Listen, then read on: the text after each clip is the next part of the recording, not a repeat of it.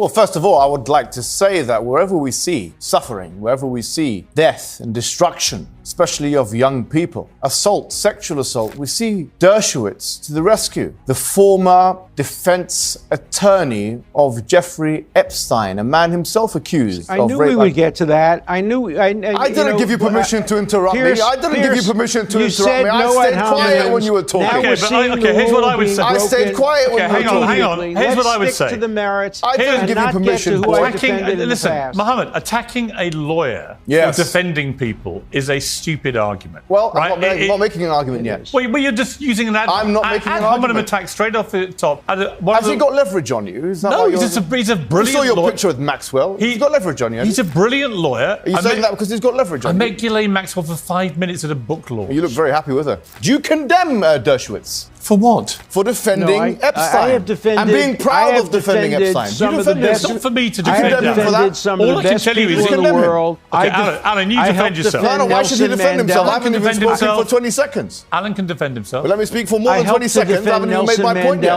I helped to defend Bill Clinton. I've helped to defend some of the finest people in the world, and I've also helped to defend some of the worst. John Lennon, he defended. Is that a terrible crime? He was not proud of defending John Lennon in the same way as he announced that he was proud of defending Epstein. What's this got to do with Israel? This has got to do with the fact that this man, the credibility of this man is on the line. He defends Israel on the one hand, and on the other hand, he defends Epstein. I think the public should know this. Do you want me to play? Do you want me to play the clips? He's proud of it. Mohammed, do you want me to play the clips of you that do the rounds on social media saying some very inflammatory things? Do you want me to? Why are you not looking at me? Because I'm looking at the three of us. I'm right here. I can turn to you, and the viewers see me and you looking at me man to man. Fine. Look at me man to man. Look at my eyes. It's called an aesthetic thing for videos. Okay, now, the first thing I wanted to say was that this man's credibility is something which is shocking that we're even entertaining. What do you base it on? On the fact that he actually defended Epstein, and after the fact, he said he was proud of it. He was in Epstein's vicinity. He had a massage in his vicinity. This is the kind of person that we're having on the show defending Israel. That's the first thing I want to say. The second thing is, in the first interaction where me and you were talking about October the 7th, we spent about 3 or 4 minutes actually talking about sexual assault allegations, if you remember that. And actually here, what we have is Israeli soldiers like Mir from Unit 100, and that's on The Guardian, it's on Sky News, it's on all these kinds of platforms, coming out,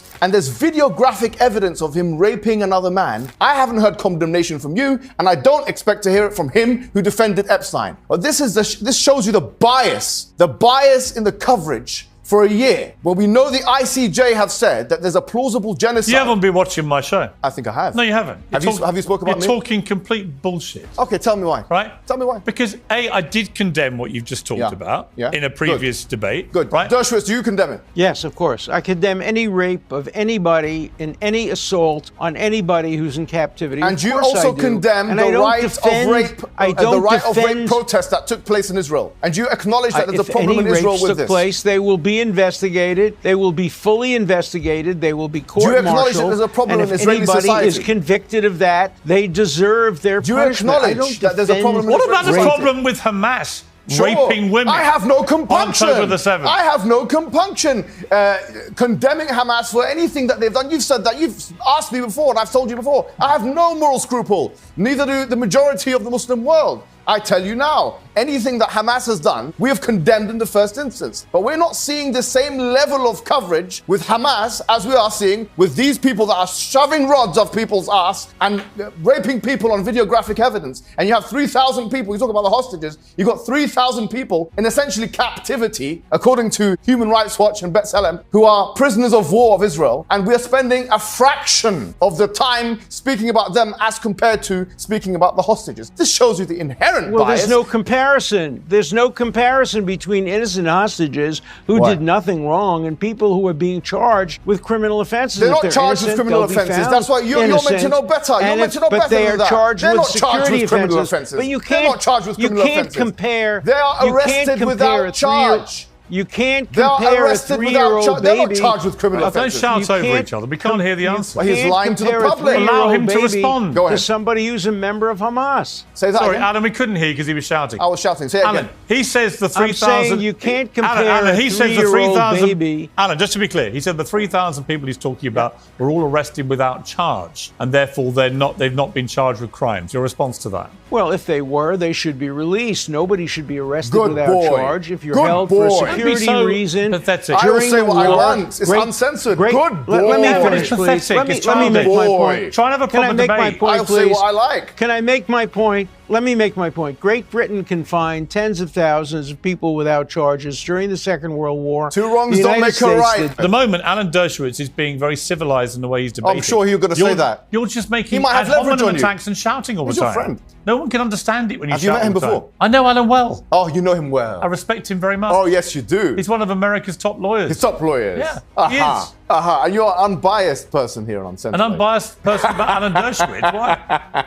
Does he have leverage on you, Piers Morgan? There's no leverage on me, no. You've got a picture with Maxwell. Yes, with Ghislaine Maxwell. Did you go to the island? No, I've never been to the island. I've never met Jeffrey Epstein. Be honest. I never spent more than 5 minutes with Ghislaine Maxwell. I've answered you. So what part of that wants to... Do you condemn him being on the island? He's your good friend? You can ask him about Jeffrey Epstein. You had a massage. He represented him. He said he didn't take his shorts off. Do you know what? None of this has got anything to do with Israel. He said he didn't take his shorts off when he was getting a massage. Please, Mohammed. Why is this uncomfortable? It's nothing to do with the debate. He didn't take his shorts off, but he's got his pants down now, hasn't he? Can you stop it? Why? What's the point? Why? He's defended one of the most obnoxious people in the last 100 years. Why should I stop it? Actually, what is going on right now in the Middle East is incredibly important. Yes, and you have this man who's... You are trivializing that. Well, if you didn't want to do a debate, don't agree to do it. Who said I'm not going to do a debate? I'm saying this person who's defending Israel... Stupid ad hominem attacks is pathetic. Oh, okay. All right. He's your good friend. You want to defend him so much. What are you talking about? You're defending him. Huh? You're defending him.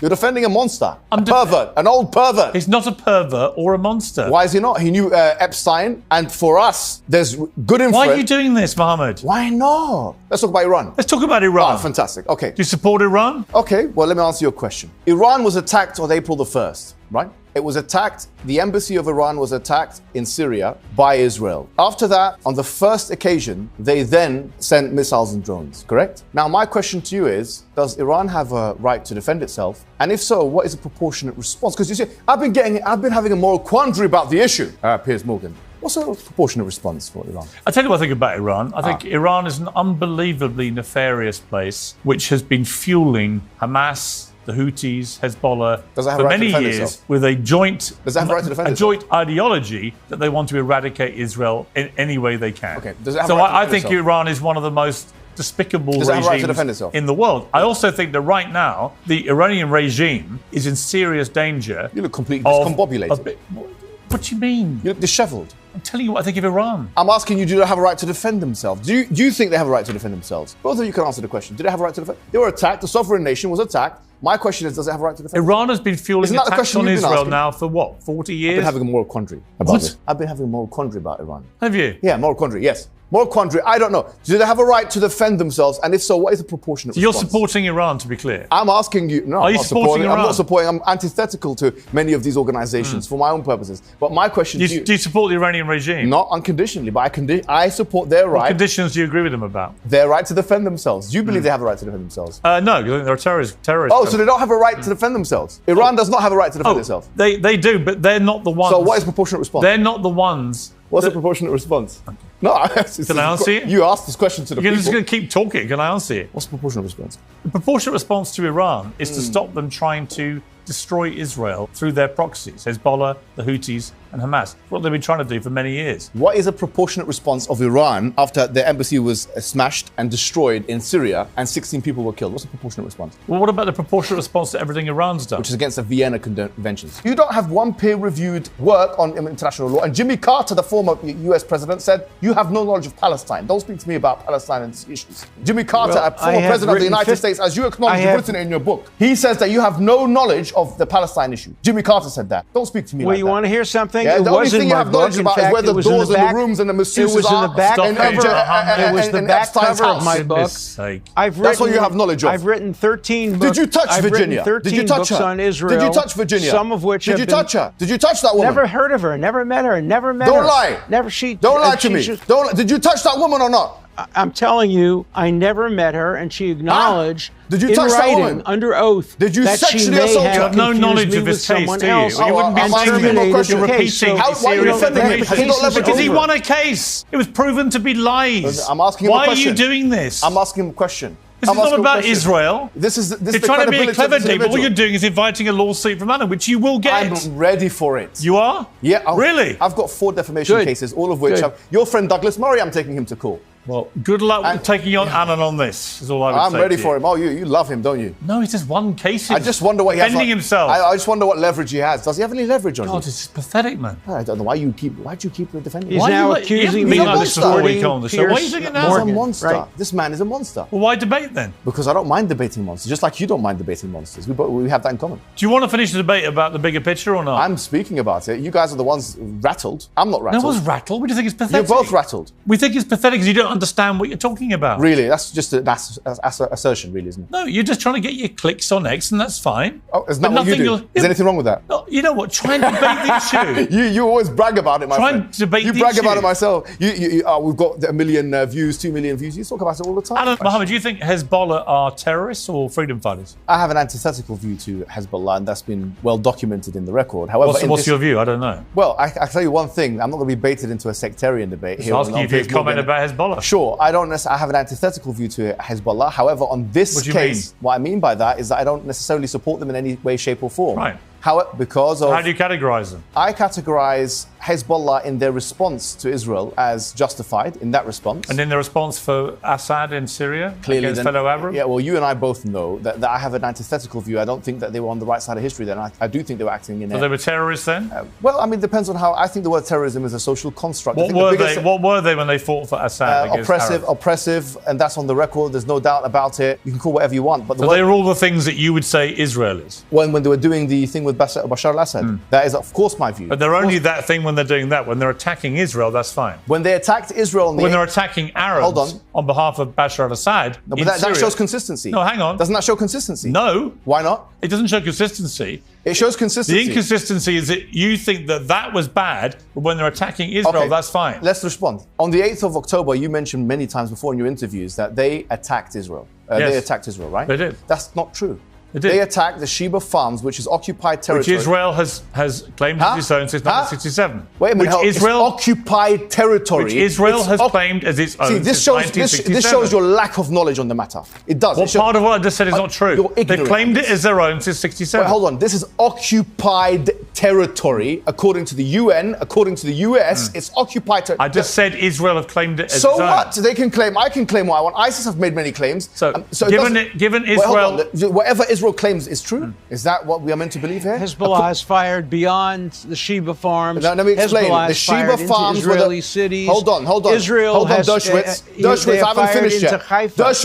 Dershowitz, I havenn't finished yet. On the 8th of... You talked about the 8th of October. When they fired on the 8th of October, they fired, and you can go ahead and bring evidence that they fired anywhere else other than the Sheba Farms. They fired on the Sheba Farms. After that, there was response from Israel. And then after that, because there was response of Israel into Lebanon, then Hezbollah attacked the northern part of Israel. This is what happened. And that is justified according to international law. So on this issue, you will not find differences between Sunnis and Shias. You'll not find differences in us. We are all united in the hatred of the Zionist entity. Mohammed, you've said so far, unless I'm wrong, you don't support Hamas, you don't support Hezbollah. So there's probably more bits of agreement here with Alan Dershowitz and me than you might like to admit if you don't support those two groups.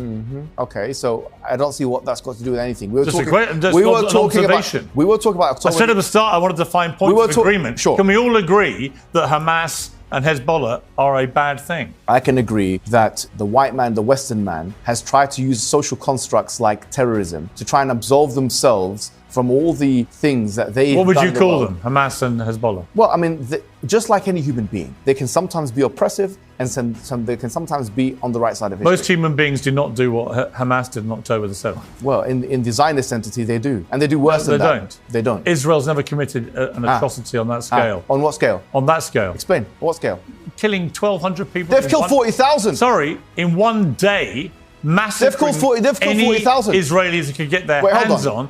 Kidnapping children. On the 23rd of September, what happened? Holocaust survivors. On the 23rd, we were talking about October the 7th. Raping and abusing women. Beheading people. Oh, you don't think that happened, do you? Well, hold on. You just said raping and abusing. We just started the show with an admission that there's a problem in Israeli society. That there was I'm talking about Hamas. Yeah, but you just said Israel doesn't do that. We both condemned what you talked about earlier in relation So why are to you saying Israel don't do that? What's wrong with you? I didn't say that. You just said that now. No, I didn't. You said Israel doesn't do, and then you just listed 3 or 4 things. things, and that was one of the things that you just No, listed. I said Israel had never... Am I speaking a foreign tongue? Sorry, listen to what I'm saying. I said Israel never perpetrated an atrocity on that scale. Okay. On the in one 23rd day against the people how many of Palestine. They never have. Well, hold on. How many civilians died on October the 7th? Civilians about 800. Oh, sure. All right. But hang on. Hold on. But nearly 7,000 more were wounded. Sure. 7,000 What happened on the 23rd of September? were wounded. What happened on the 23rd of September?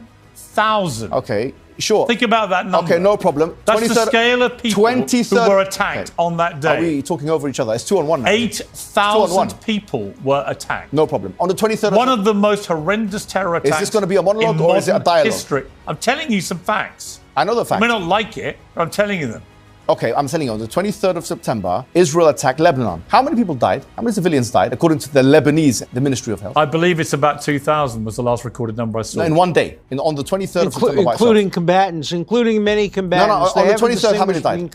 How many died? Why don't we have a year commemorating the 23rd of... A year commemorating the 23rd of September, since we're having a year commemorating the 7th of October, and about 600 people died, 650 people, civilians died on that day. That's quite close, isn't it? We don't know they're civilians. They don't distinguish between 8,000 people were attacked. We're not talking about attack, we're talking about dead.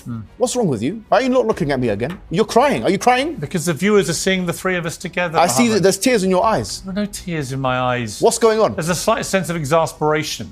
Sure, there should be, because you are employing. What do you think I am? I think you said it yourself with your interview with Mehdi Hassan. I think you're just biased. You talked about tribes. Who am I biased against? You're biased against anything anti-Western, clearly. You said... What a ridiculous statement. Because you said it yourself. You said the reason why you have such and such a view with Russia and Do you think Ukraine... I was biased when I led the media campaign against the Iraq war? No, I think you were... Was I biased against brown people then? You were good then. Was I? I was good then because you agreed with me. Sure, because you're on the side of truth. Just like I could say Hezbollah was not on the side of truth in 2013, but they're on the side of truth today. I can say this, and even though they're Muslims just like me, just like I can say that Hamas is wrong for doing such and such a thing, but they're right on such and such a thing. I can say all these things. You should be able to do the same thing. What have Hamas been right about? Resisting, because they're occupied territory. Does Palestine have a right to defend itself? Does Hamas have a right to defend itself exclusively against military targets? Everybody has the right to defend themselves. So Hamas can do that against military targets? What they did not tell themselves is not self-defense. It was a terror attack. Hold on. I'm not saying Al-Qaeda. I'm not saying Al-Qaeda had the right to do that's not September. We both agreed that the civilian death is something which we both condemn. Yeah? We're talking about areas of agreement. You just said it yourself. I'm saying now, do you agree that Hamas has the right, because they're an occupied territory, Gaza is an occupied territory, according to the UK, by the way, they're an occupied territory because there's effective military control. According to the UK... They ended their occupation in 2005. No, hold on. You're meant to be intelligent. You're meant to know this fact. According to the UK government, according to the US government, and you can check it up online, and according to the UN, all three organizations, Gaza is an occupied territory. Alan, let me ask you this. One of the many problems I have with what Israel's been doing in terms of the scale of what it's been doing, but also what has been going on the West Bank with the increased settlements, very aggressive expansion of settlements, I think is completely outrageous. I agree. But once again, you said before... Can we all agree on that? Yeah, we can. Well, Alan's agreed on that. I am opposed to Israel's policies on the West Bank. I think Israel should continue a military occupation of the West Bank, just like I thought it should have continued a military occupation of Gaza. But I'm opposed and have been opposed to civilian settlements since 1967. And I'd like to see them ended in a process that leads to a two-state solution. By the way, I'm curious whether my fellow guest here supports the right of Israel to exist as the nation state of the Jewish people alongside a Palestinian state. Do you agree that Israel has the right to exist as the nation state of the Jewish people? Yes or no? I think it's a viable option. In 2002, not just Hamas agreed to this, by the way, in what's called the Arab Initiative. The Arab Convention. They didn't. Hold on, You've just asked me a question. You've asked me a question. You can check me. You can fact check me. In 2002, there was something called the Arab Convention. And in fact, Iran itself was part of it, even though it's not an Arab country, but it was part of the 2002 Arab Convention. And they both said,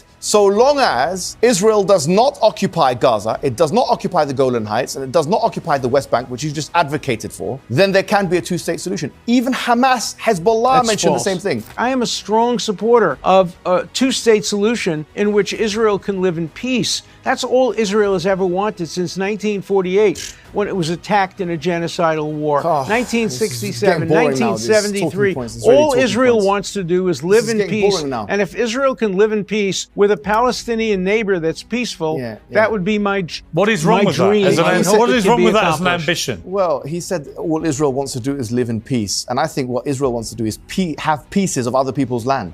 And as he's just agreed a second ago, and you didn't even challenge him on it, which I find quite incredulous actually, is that he said, I think that the West Bank should be military occupying Israel should be military occupying the West Bank. He says that. Absolutely. Now, occupation. Of course, as long as there's belligerency, there should be an occupation. Why are you interrupting me? Yeah. I've let you speak for a very long time.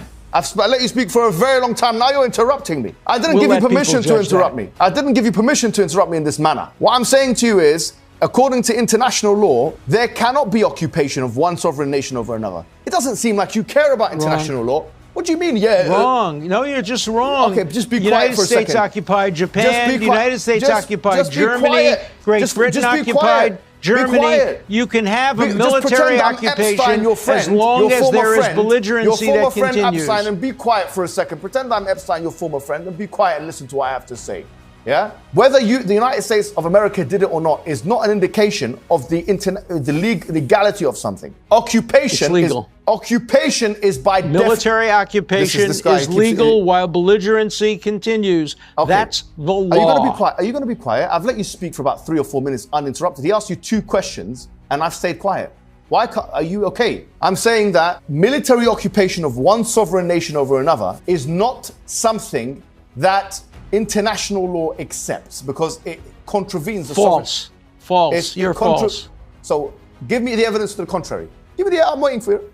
It's clear that every country that has had a war has occupied the losing country until belligerency is over. Once belligerency is over, as it was in Germany and Japan, 2 or 3 years after the war, the occupation ended. So why is it that if you're saying military occupation is permissible as long as there's belligerency? Civilian occupation is not. If what you're saying is true, why have the organs of the United Nations condemned the occupation of Israel? Why? The ICC, the ICJ. They have condemned the civilian aspects of the occupation. They have condemned the building of settlements, which I also condemn. I'm talking about a military occupation. You're lying just like you had to when you defended the... Stop it, Mohammed, for goodness sake. Why? It's pathetic. Why? Why is it pathetic? Attacking lawyers for defending people is so pathetic. Being proud of it, yeah. Of all the ad hominem attacks you could use, it is the least effective. What do you think of Epstein? And the most embarrassing. You're defending him too much today. I think Epstein was a disgusting human being. So he's proud of defending him. Do you condemn him for that? I just don't care. I'm talking about Israel. Oh, you don't care now, but why is it disgusting? I'm talking about Israel and the Middle East. Okay, so let's go back to the point. He was just advocating occupying the West Bank, Israel occupying the West Bank. We got to the point where he was saying that's acceptable. I'm saying that if that's acceptable from an international law perspective, then you would expect the ICC and the ICJ and these organs of the United Nations to agree with him on that assessment. They have not agreed with him on that assessment. No, even the United Kingdom doesn't agree with him on that assessment. The national position on the occupation of Gaza and the West Bank is that it's illegal. It's effective military control. So you don't know what you are talking about. And you were talking about the pager attack and you said about it that it was an act of military brilliance. I'm sure if it happened here in Sainsbury's and a little white boy was killed, you wouldn't say that, would you?